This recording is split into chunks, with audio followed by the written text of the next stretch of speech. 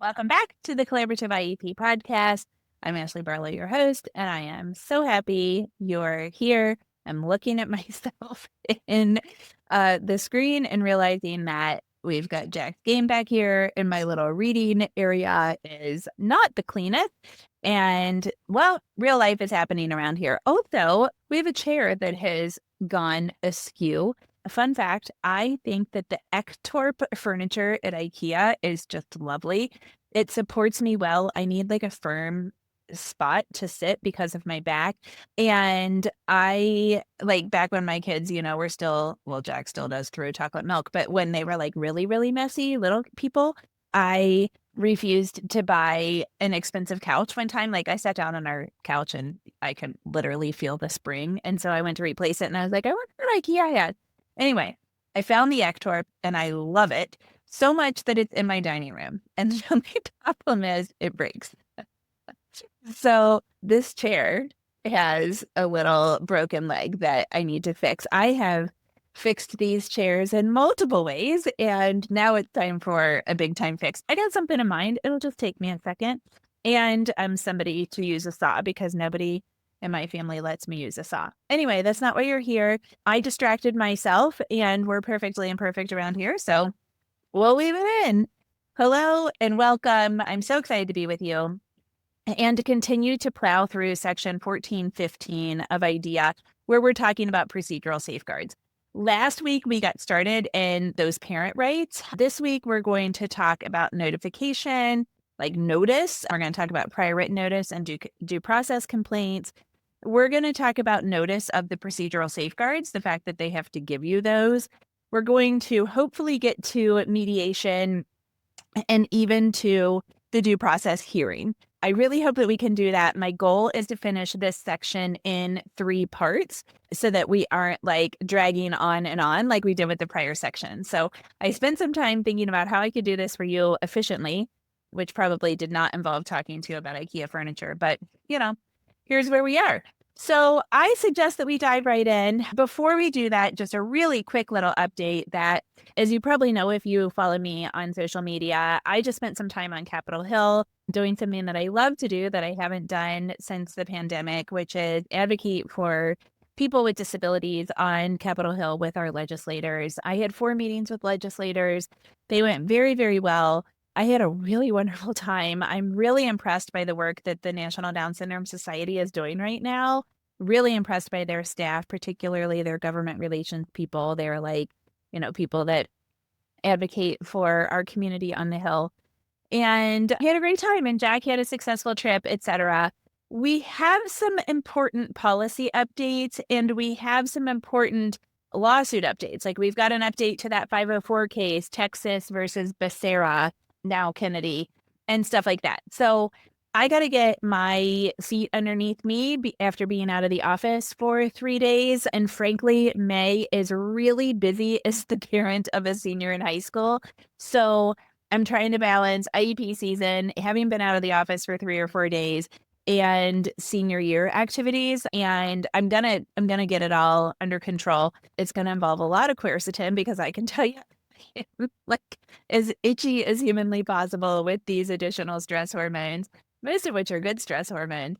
But I'm going to try to get you some special episodes on that stuff too. So that's the only announcement that we have. And I suggest that we dive right into section 1415, and we are starting on subsection C of that. So subsection A was establishment of the procedures. Subsection B was the type of procedures where we talked about the procedural safeguards, in other words, parent rights. And now we're going to talk about notification requirements in C.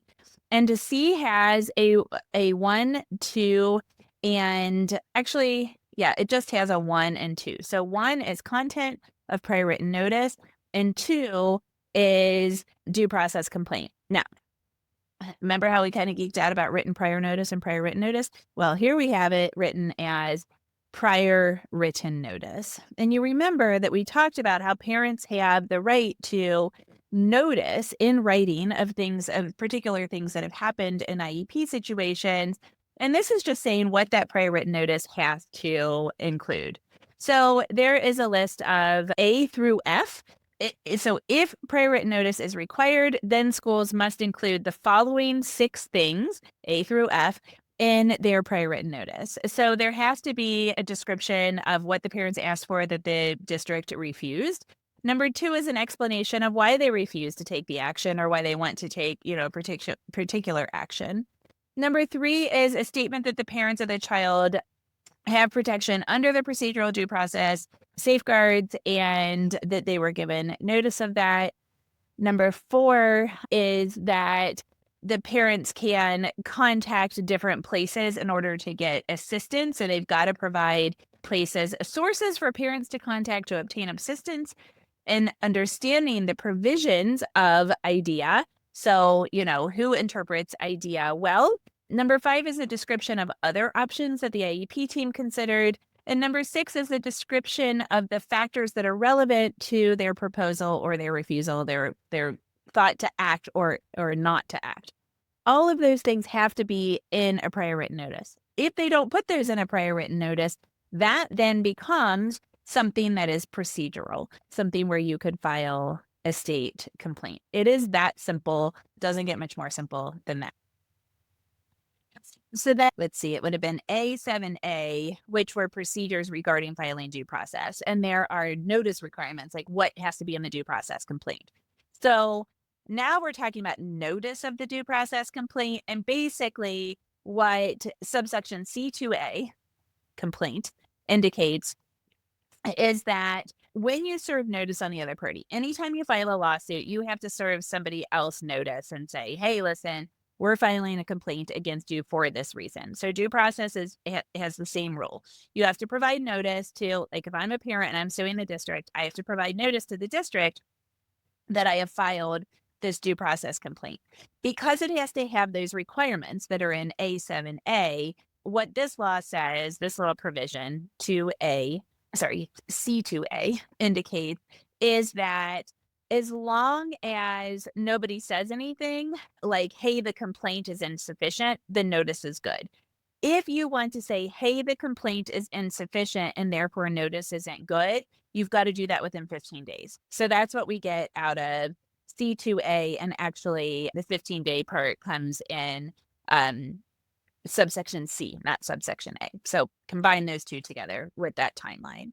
And then there is an opportunity to provide a response to the complaint. So if the district files a complaint, parents have an opportunity to respond. And if parents file a complaint, then the district has an opportunity to respond. And in B, subsection B of this little spot, we see response to a complaint. So if a school is responding to a parent complaint and has not yet provided prior written notice, they have 10 days to do that. And the notice requirement shifts a little bit. There's 4 things that they have to provide in that prior written notice. In essence, there is a little provision in subsection 2 of that indicates that if they meet that 10-day requirement and they provide the prior written notice, that doesn't stop them from being able to say that the complaint was insufficient or that the notice of the complaint was insufficient. So they have to be able to meet that 10-day requirement, and they still can come back and be like, hey, hold up a second, that the complaint was not sufficient or the complaint itself lacked information, because they can't, they have 15 days to do one and 10 to do another.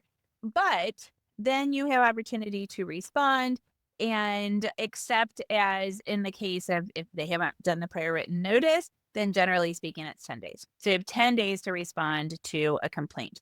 In my experience as an attorney, more than half the time, probably 8 out of 10 times, schools will ask for more than those 10 days.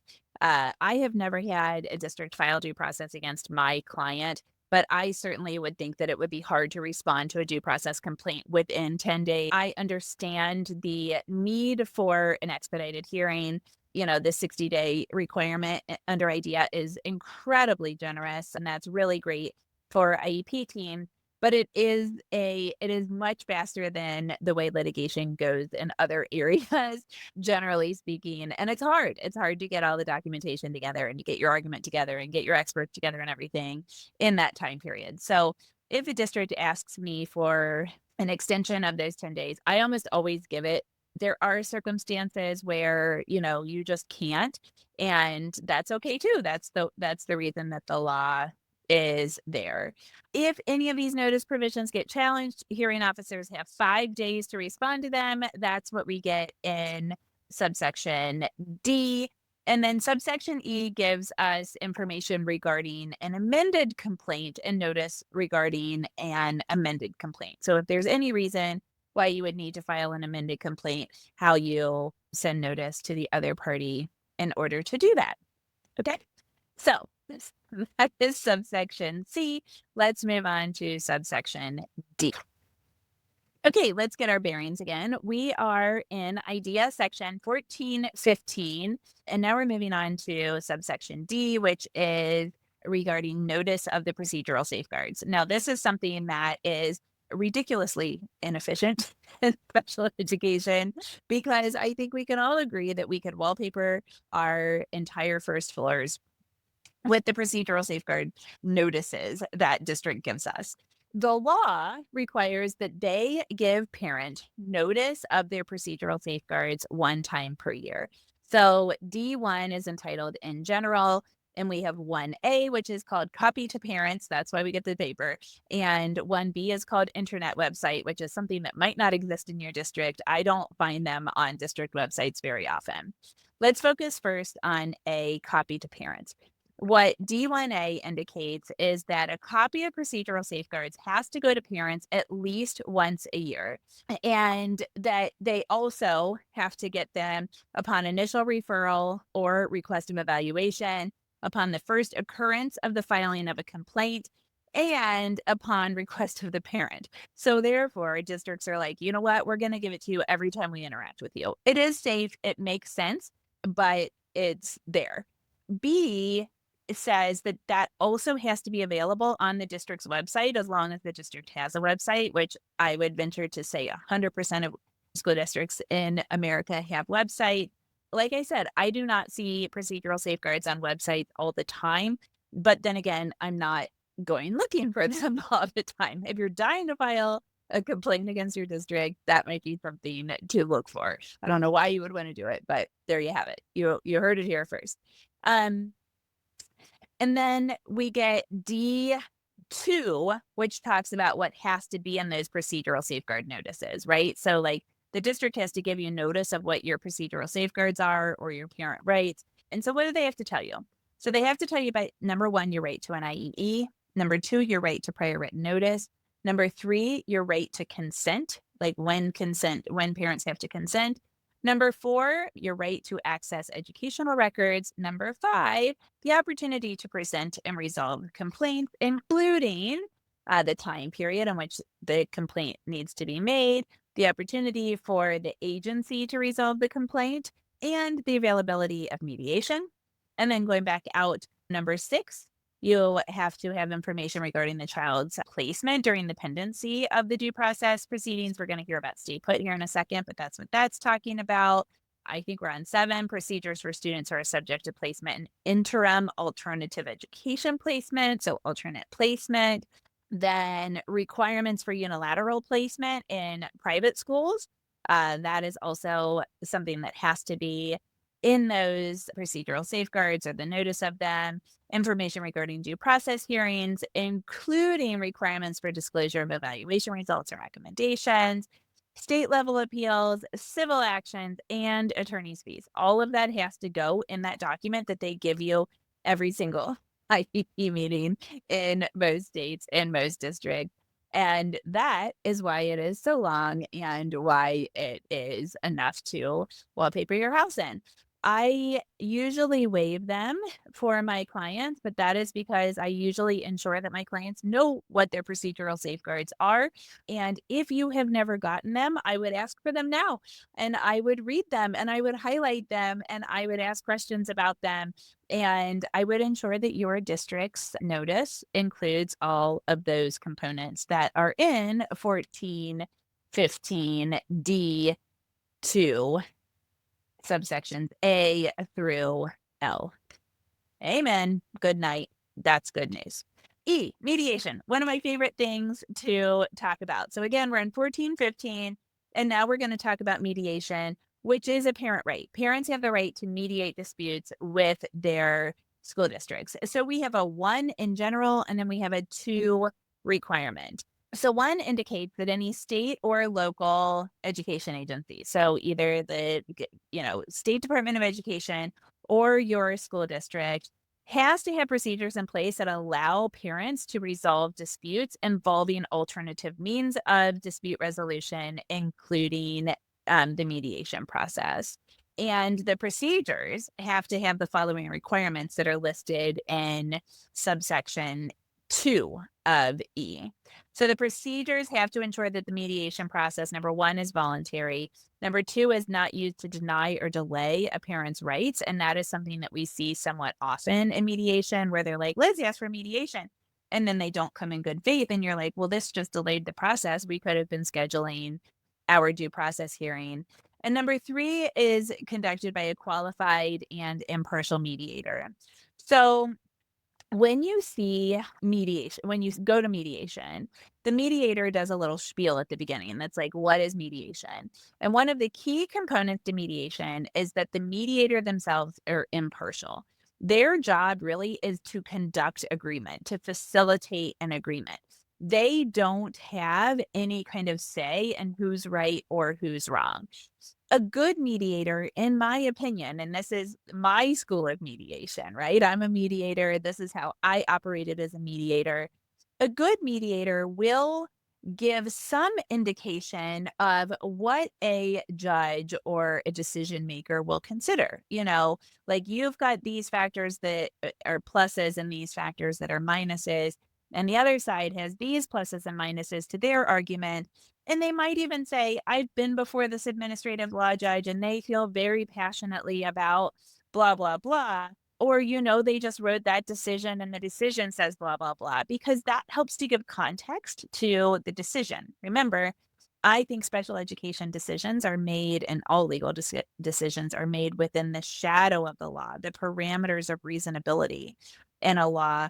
And so those different factors really help people to make decisions. And I see that happen in mediations in many areas of law. Frankly, in Kentucky, I have not had the experience where a ton of mediators have very often weighed in with that kind of information. What I rather see is that they parrot. I say this and they just walk in and say what I said. And then the district says this and they walk in and they parrot what the district said. And I'm constantly asking them if they could give us more context, if they could give us more ample negotiation strategy, because I feel like if they're just parroting what one party says and the other party says, we could have been having that discussion ourselves anyway. But at any rate, that's what has to be involved in the notice of the opportunity to mediate and in the procedures that actually involve the mediation. And then we have part B of this section, which indicates that parents and schools have to have the opportunity to meet with a disinterested party. So schools and state education agencies have to have procedures that offer parents and schools that don't want to do the mediation process an opportunity to meet with, like, an IEP facilitator type person, a disinterested party who is either at a parent training center or an information center, community resource center that the or that the state has established, like a SPIN network or something like that, or a USAID, or an alternative dispute resolution entity like an outside mediator or somebody like that. So we have to have those things in place. And all of that would be to, like, encourage the mediation and alternative dispute resolution process. We've got C, there has to be a list of qualified mediators. We've got D, that the state bears the cost of mediation, so mediation is free to parents. We've got E, scheduling and location, indicating that it has to be scheduled in a timely manner and held in a location that is convenient to the parents. And I have had to use that many, many times. I also think it's important, if parents are not comfortable going to district turf, so to speak, that we don't do it at a place that's at the school district. So sometimes parents aren't comfortable going to the mediator's office. That's fine. Sometimes they aren't comfortable going to the school district. That's fine. We've got to find a place where everybody is comfortable. F indicates written agreement. So if you can reach a resolution and mediation, it has to be codified to writing, and that writing then becomes legally binding. And then G is mediation discussions. And that's the other thing that the mediator tells you when you sit down at mediation in the very beginning. It's impartial and it's confidential. And the reason why mediation is confidential is because nobody enters the mediation process. You wouldn't go in and like really negotiate if the things that you said in mediation could be used in court. So, if you're negotiating for $75,000 worth of compensatory education and you say to the district, hey, listen, if you'll provide transportation, I'm willing to take my 75 down to 30. And then everything fails. Well, you would never have said that if they could go to court and say, hey, listen, at the end of mediation, they were at $30,000. Why are they all of a sudden at 75? So mediation, everything that happens in mediation is confidential. In any attorney's estimation, that is also a really good litigation strategy because then you know kind of the parameters of where somebody is.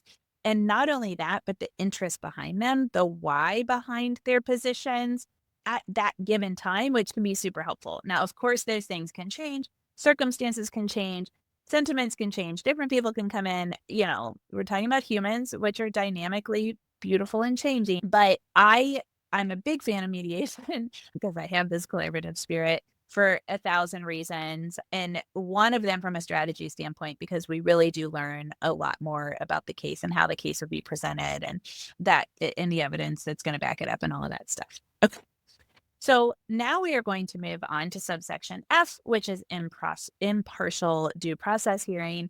But first, we're going to take our first break. Hi, friends. It's Ashley, and I wanted to let you in on something that can seriously change the game when it comes to your IEP advocacy.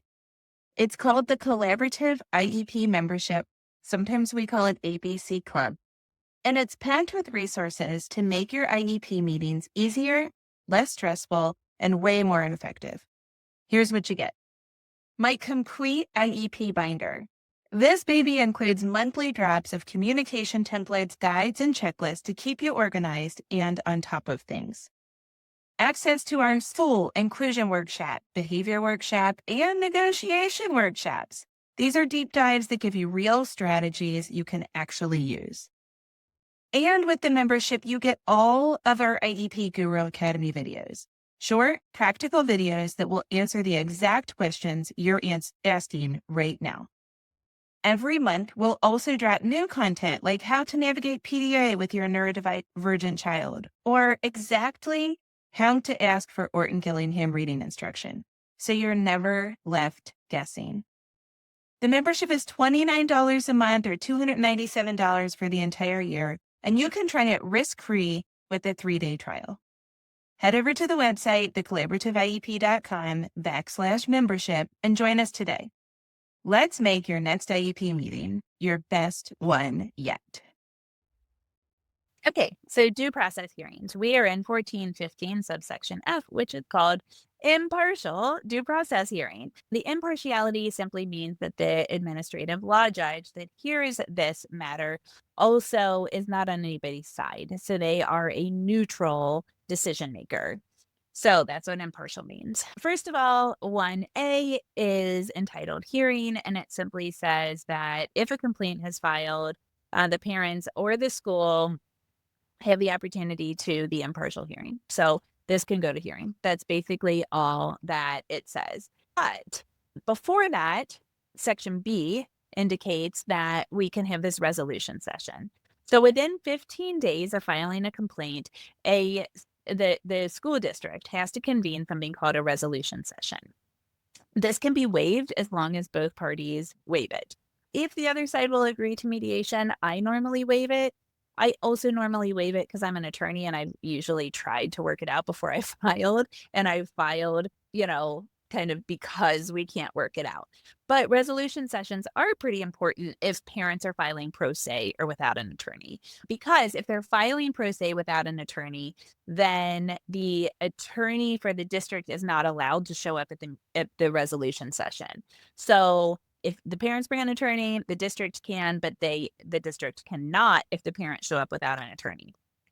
At the resolution session, the opportunity is for the complaining party to kind of explain their perspective and for the district to resolve it. So the school has to call it, and the facts get, kind of like put on the line, and then somebody with decision-making authority has to come, and I have called districts on this all the time, where they say, "You know what? We hear what you're saying, but we can't control class size," or, "That's a question for an administrator," and I'm like, "Well, then get the administrator," because section D let's see where we are here, sorry, F1 BI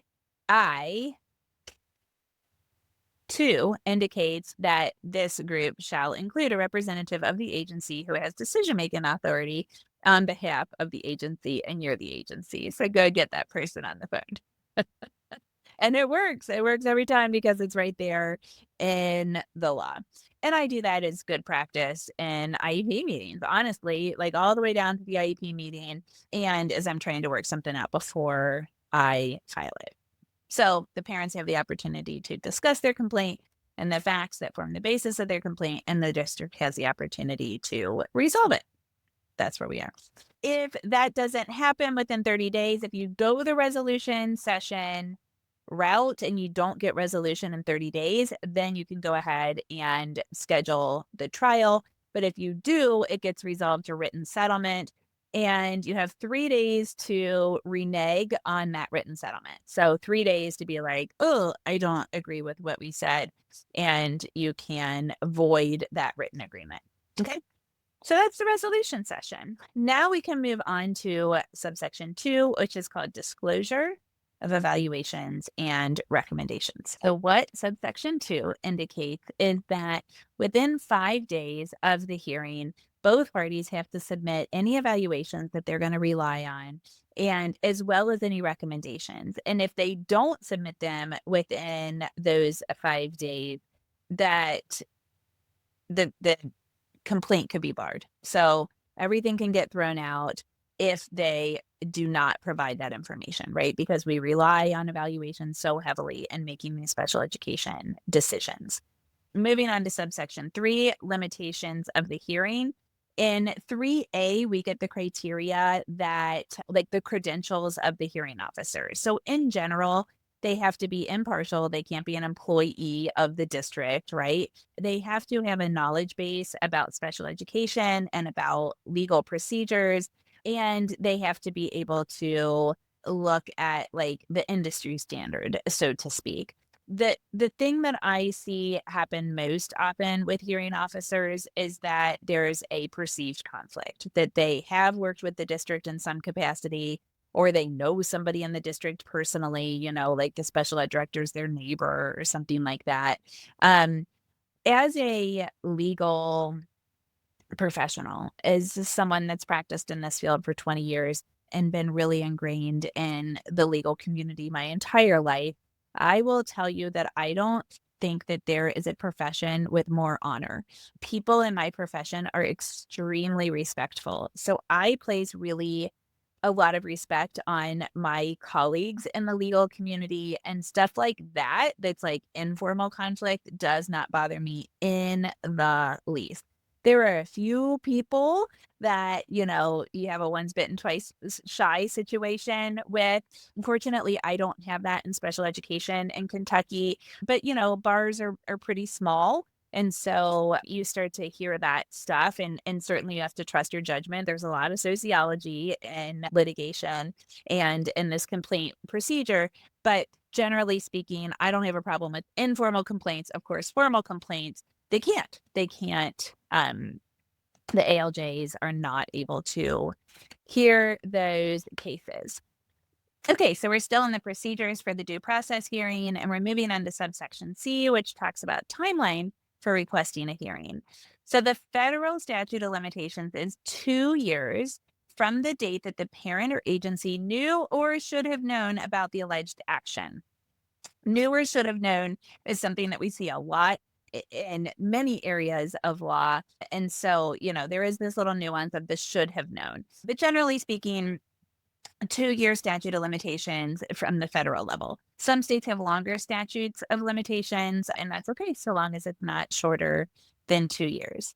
There are exceptions to that, which are listed in D if things involve specific misrepresentations by the school. So, like, especially if they've said that they've resolved a problem and they haven't, and then the parents find out later that it wasn't resolved, or two, that they have withheld information from the parents that would have made a decision, would have like swayed their decision making process about whether or not to file a due process, then that would extend that 2 year timeline. Then we've got timelines for the hearing officers. So, number one, we are in E, by the way. In general, a decision made by a hearing officer, it has to be made on substantive grounds. And based on the determination of whether or not the child was denied a FAPE. But then we see in subsection 2 that that hearing officers can hear things on procedural grounds as long as the procedural thing resulted in a denial of FAPE. So if a school district fails to follow some procedure and that then results in a denial of FAPE, then hearing officers can hear matters involving procedural matters. Okay. Particularly, we have three different things. If the inadequacies, the procedures that were violated. Number one, impeded the child's right to a FAPE. Number two, significantly impeded a parent's opportunity to participate in the decision making regarding the FAPE. And then number three is all of that caused, or any of that caused, a deprivation of educational benefits. Then they can hear procedural matters. Then we have subsection 3, which is called rule of construction. Basically, nothing in there can be construed to preclude a hearing officer from ordering a local school to comply with the procedural violations. So, they can say, hey, you need to meet this notice requirement, or hey, you need to do this one particular procedure. And of course, nothing in there says the parents can't file complaints. It's just that the complaint might not be heard because of this procedural substantive difference. Okay, let's get through G, and then we will take our break here, and we'll wrap up this episode, and we'll try to finish 14-15 in our next thing. So, appeals. G handles appeals. So if you get a due process decision and you don't like it, then you can appeal it. And that's basically what we have in G. So, any party that's aggrieved by the findings by that decision may appeal such findings to a state educational agency. And then number 2 is the state educational agency has to conduct an impartial review of the findings and decision appealed. And the officer conducting the review has to make an independent decision on the review. So that's how you appeal. Some states have a 2-system appeal, and some states only have a 1-system appeal. So due process in court. In some places, like in Kentucky, you go to due process, and then you would appeal to the ECAB, like second tier, and then it would go on to court. So you have to figure out what is right in your state. We will wrap it up there. That was a lot. I felt like I just talked faster, but hopefully it was a little more efficient. I will see you next week, same time, same place. Have a great week.